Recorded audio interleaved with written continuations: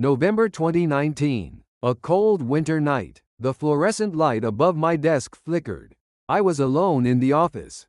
A single document in my hand. A4 paper. 3 red stamps. 2 words. Top secret. I didn't know they would change my life forever. My name is Kim Jin Hyuk. I was 46 then. Section Chief at the Central Foreign Cooperation Bureau. On the surface, it sounded prestigious. International exchange, economic cooperation, those kinds of words. But the real work was different. Documents that came down only at night. Numbers we couldn't speak about during the day. That night was the same. Director Lee tossed an envelope onto my desk. Check this and report tomorrow morning. Absolutely no external leaks. I opened it. My palms sweated. Northwest Regional Forces Special Support Agreement Implementation Plan. The subtitle hit harder, Eastern Front Deployment. Personnel operations and supply details. My heart pounded. Or maybe it stopped. First page. Numbers jumped out. Phase 1 deployment approximately 4,500 personnel. Special operations units primarily. Phase 2 planned additional 6,000. Port departure route Sunbong Harbor Vladivostok transit final destination. I held my breath. What is this? Is this really what we're doing? The document continued. Supply list. 8,000 winter uniforms. 10,000 pairs of boots. 15 containers of ammunition. Training schedule. 3 weeks adaptation before deployment. And the final item, casualty compensation $5,000 equivalent per person. Compensation? Casualties? My hands trembled. The paper rustled. We're sending our soldiers to a war zone. Not even our war. I looked out the window. Pyongyang's lights flickered in the darkness. How many people under those lights don't know this truth? Or know but can't speak? I was one of them. For 20 years. Graduated university. Joined the party. Was loyal. Never questioned. No, questioning wasn't allowed. That's more accurate. But that night, seeing that document, something broke inside me. Next morning, I entered the director's office. Report completed. Good. This is highest classification. Don't leave traces even on your computer. Understood. I left. Walking down the corridor, I thought. Highest classification. No traces. So no evidence either. It becomes like it never happened. Late November, I was sent to inspect Sunbong Harbor. 2 other section chiefs, 1 security officer, and me. We left at 5 a.m. 4 hours by car. When we arrived, fog was thick. Containers lined up. Rusted colors. No identification plates. What's all this? I asked. Supplies. What else do you need to know? The security officer answered coldly. 1 container was open. I looked inside. Ammunition boxes. Old. Looked like 1980s, 90s standard issue.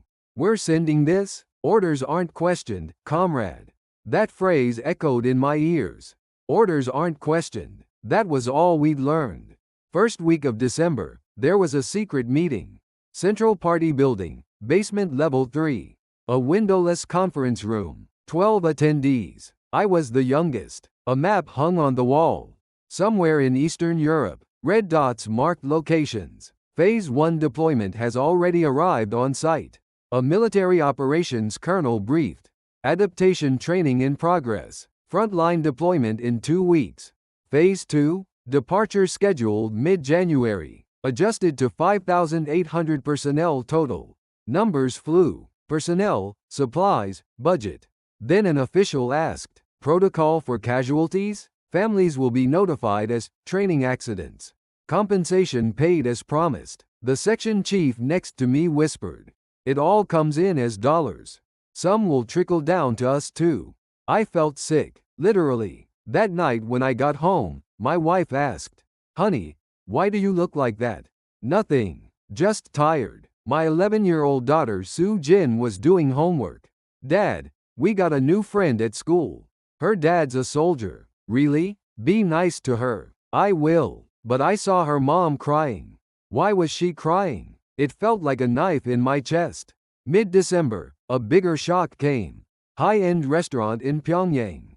Foreign personnel only section. dinner meeting with a counterpart nation's defense liaison. I was there as interpreter. Wine came. Steak came. The liaison, name was Sergey. He lit a cigarette and said, "Your soldiers are quite useful.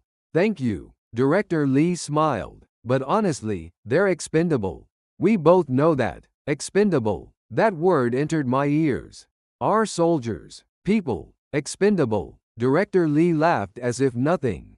"But dollars are dollars." Sergey laughed too. "Right. Business is business." I sat there burning inside. But I maintained my expression. Pretended to smile. That was more horrifying. Next day, state security agents came to my office. Comrade Kim. Routine computer inspection. They opened my computer, searched files, checked USB ports, recent connection records. "Comrade, have you used external storage recently?" "No." "Are you certain?" "Yes." 10 minutes later they left. But they warned. Loyalty is proven by actions, not words. Don't forget that. My spine went cold. That night, I decided. I had to copy this document. Someone needs to know. The outside world. December 20th evening, I stayed alone in the office. I brought a small camera. Bought it during a China trip years ago. I spread out the document. Photographed each page. My hands shook. The shutter sounded like thunder. 5 minutes felt like 5 years. Done. I removed the memory card and hid it in my underwear. Next morning when I arrived at work, a state security agent stood by the copy machine. "Comrade Kim, did you use this copier last night?" "No." "Your ID is in the copy log."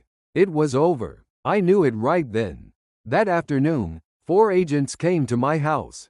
My wife was trembling. Sue Jin cried, "Dad, why are they here?"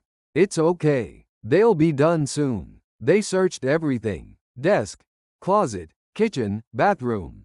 They didn't find the memory card. I'd already moved it, but the warning was clear. That night, I told my wife, "We have to leave." "What are you talking about?" "We have to leave. We can't stay here." "Where?" "How?" "China. Then south from there." My wife cried, "You're crazy? Our whole family will die. We'll die staying here too. It's only a matter of time." I convinced her for 2 days. Finally she agreed. For Sue Jin's sake. December 28th, 4 a.m. Our neighbor Mr. Park lent us a truck. An old friend. "Brother, are you really going?" "I'm sorry. I worry about your family getting involved." "Don't worry. Go safely. Minimal luggage. Some clothes, money, and the memory card." Sue Jin packed one doll. The truck departed. Into darkness. 15 hours to the border. 3 checkpoints. At the 3rd checkpoint, we were stopped. ID check. A soldier climbed in. Shined his flashlight. "Where are you going?" "Relative's house. Hamgyong province." "Permit?" I handed over forged documents. "From Mr. Park." The soldier looked for a long time. Sweat ran down my back. "Go ahead." Breath exploded out of me. When we reached the border village, the sun was rising. We met a broker. Chinese. $3,000 per person. Up front, I gave him everything we had. "You must cross the river.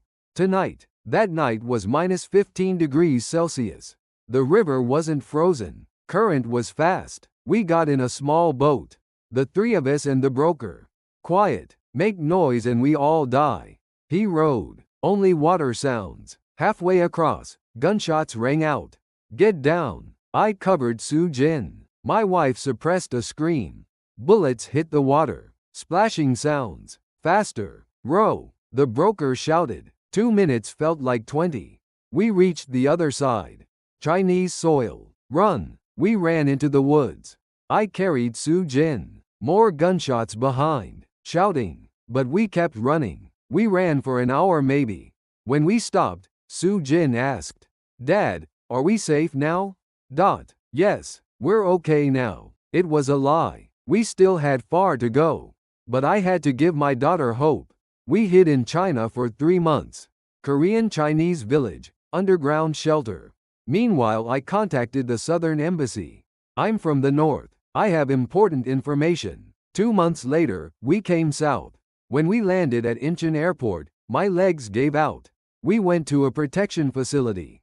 Investigation began. What documents? Personnel deployment plans. Related to secret agreements. Do you have evidence? I handed over the memory card. They checked it. Their faces hardened. This will cause major international repercussions. It will. That's why I brought it. A week later, it hit the media.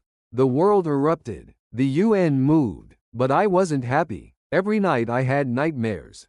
Me standing at the copy machine.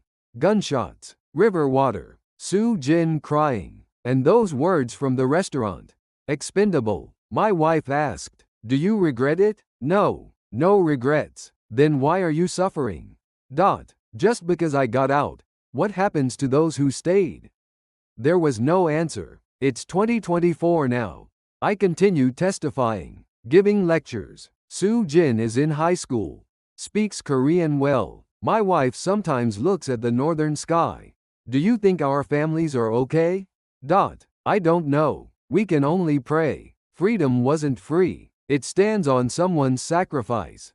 Did that one document I brought change the world? I don't know. But at least, the truth came out. Truth that almost stayed buried in darkness. That was all I could do. What would you have done? Conscience and safety. Family and truth. Which side would you have chosen? This question still follows me. Every night.